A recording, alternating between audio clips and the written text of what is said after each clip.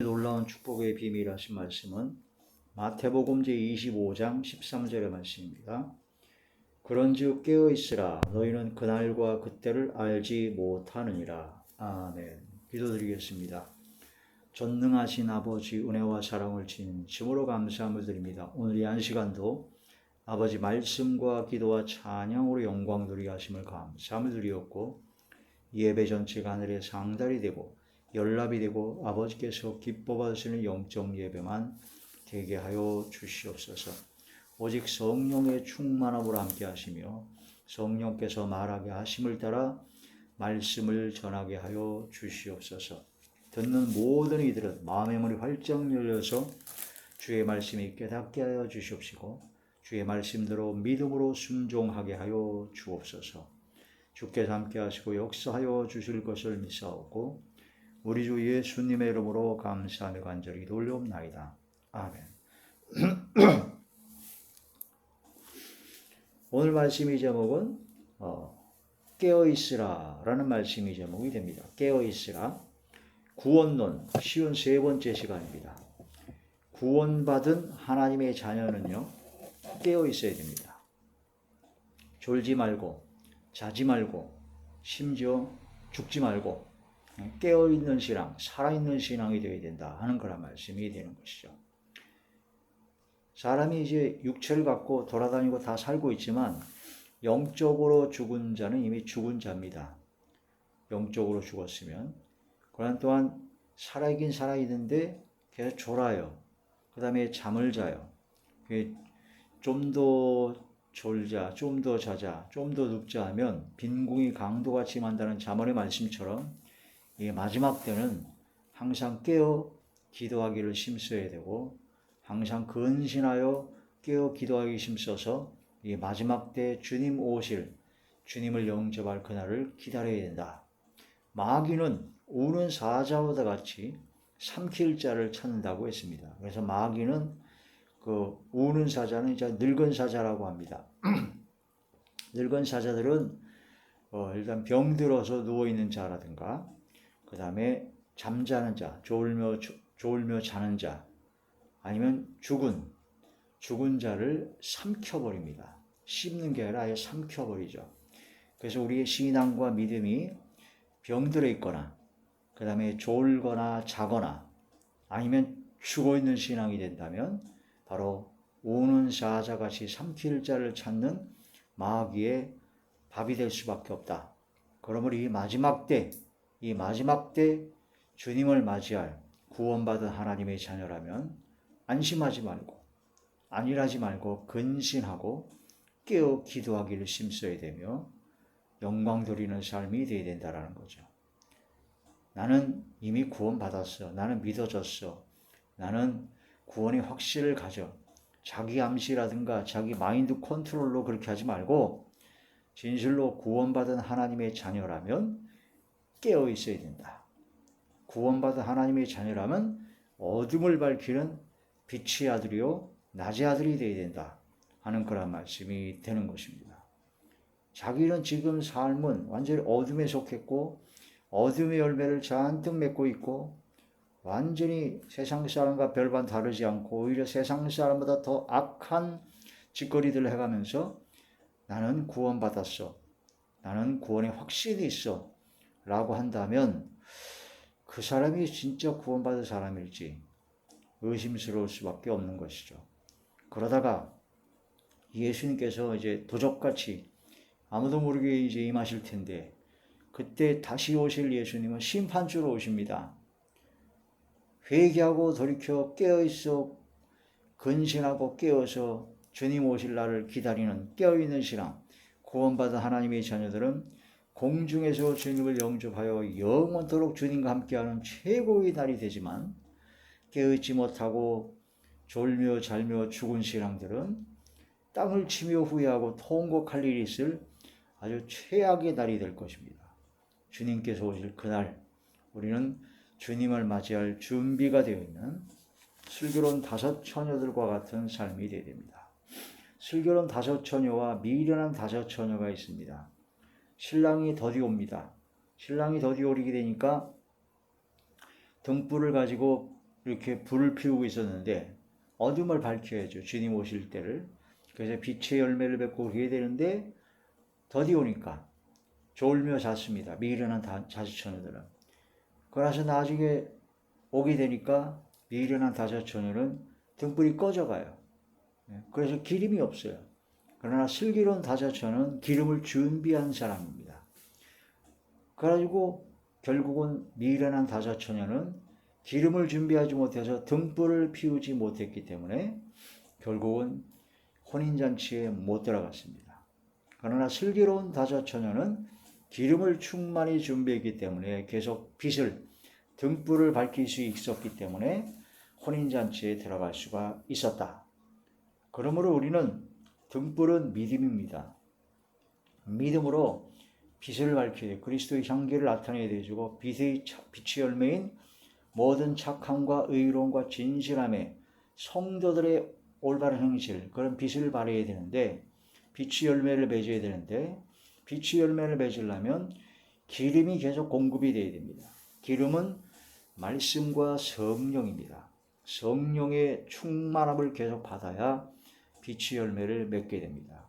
은혜가 충만하고 성령이 충만해야 그 사람의 믿음과 신앙이 달라지죠.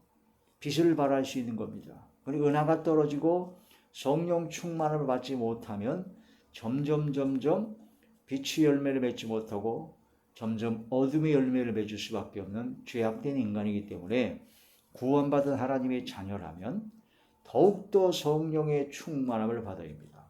예수님은 성령을 기름 붓듯 계속 공급받았다고 했는데 주님께서 받으신 성령, 그런 것처럼 우리도 역시 성령의 충만을 받으라는 겁니다. 술 취하지 말라. 이는 방탕한 것이니 오직 성령의 충만함을 받으라 하는 거란 말씀이 되는 것이죠. 이 마지막 때를 살아가는 우리가 깨어있는 신앙이 바로 구원받은 신앙입니다. 깨어있지 못한다면 그 사람이 구원받았다고 말하는 그 확신과 그것은 의심스럽습니다. 진짜 구원받았는지 아니면 구원받았는데 완전히 졸며 잘며 쓰러지고 있는지, 안타까운 현실이죠. 그러나 우리는 이런 말씀을 듣게 되므로 다시 한번 깨어 기도하기에 힘쓰는 자리에 들어가야 됩니다. 요한계시록 16장 15절에 보니까 라오디게아 교인들에게 깨어 자기 옷을 지키라라고 했습니다. 우리가 옷을 입죠. 예수님을 믿게 되면 흰 옷을 입습니다. 그리스도의 옷을 입습니다. 믿음의 옷을 입습니다. 그 옷을 입는데 그 옷이 벗겨지면 안 됩니다.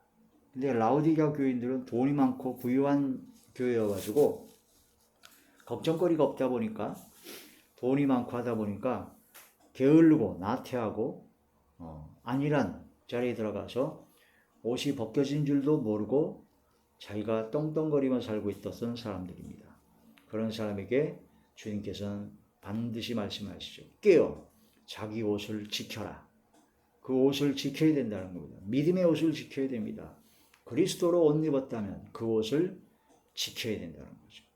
바로 세마포 성도들의 옳은 행실에 그 옷을 입었다면, 흰 옷을 입었다면, 주님 앞에 회개하여 정결한 완전히 흰 옷을 입었다면 그 옷을 지켜야 된다. 마귀와 어둠의 세력들은 그 옷을 벗겨내려고 별수단을 다하죠. 자, 근신하라 깨어라. 마귀가 우는 자같이 우는 사자처럼 삼킬 자를 찾는다고 베드로전서 5장 7절에서 8절의 말씀입니다. 베드로전서 5장 7절의 말씀을 보면 너희 염려를 다 주께 맡기라고 했습니다. 걱정, 근심, 염려가 마귀의 사용 수단입니다. 그런 걸 통해서 믿음을 잃게 하고 신앙과 믿음을 잃게 하는 것이 바로 마귀의 역사죠. 근신하라, 깨어라. 빛의 아들, 낮의 아들처럼 바로 자지 말고 깨어서 정신을 차려라 하는 거라 말씀이 됩니다. 예수님께서 도적같이 임하게 되니까 빛의 아들과 낮의 아들에게는 도적같이 임하지 않습니다. 다 알게 오십니다. 그러나 빛의 아들이 아닌, 낮의 아들이 아닌 그런 자들은, 잠자는 자들은, 조는 자들은 언제 오실지 모르죠. 데살로니가전서 5장 4절에서 6절의 말씀에 바로 자지 말고 깨어서 정신을 차리라 라고 하고 말씀하셨습니다. 그러면 깨어 정신을 차린다는 것이 무슨 뜻이냐? 깨어 의를 행하고 죄를 짓지 말라는 것입니다. 죄를 짓는 자는 죄를 짓고 죄악 가운데 있는 자들은 바로 잠자는 자들입니다. 조는 자들입니다. 병든 자입니다. 그 죄악이 쌓이고 쌓여서 결국은 진노를 받을 수밖에 없는 죽은 자들이 된다는 거죠. 고린도전서 제15장 34절에 보니까 깨어 의를 행하고 죄를 짓지 말라. 고린도후서 11장 2절에서 3절에 보면 우리 정결한 처녀로 한 남편인 그리스도께 드리려고 중매함이로라 하는 그런 말씀을 통해서 우리 모든 구원받은 하나님의 자녀, 구원받은 하나님의 자녀는 정결한 처녀가 되어야 됩니다. 정결한 처녀. 그 한 남편인 그리스도께 혼인잔치에 들어가야 되죠. 그래서 정결한 처녀 두 가지가 되어야 됩니다. 진실해야 됩니다. 주님 앞에 거짓과 속임과 그런 모든 나태함과 그런 것이 없고 진실해야 된다는 거죠. 그 다음에 깨끗해야 된다는 겁니다. 순결해야 된다는 겁니다. 오직 주님만 사랑해야 된다는 거죠. 주님도 사랑하고 세상도 사랑하고 그게 바로 뱀, 마귀가 하와를 유혹한 그때의 역사가 된다는 거죠. 우리는 오직 주님만 사랑하는 바로 정결한 처녀로 진실하고 깨끗함을 갖는 사람이 되어야 된다. 그게 고린도후서 11장 2절에서 3절입니다.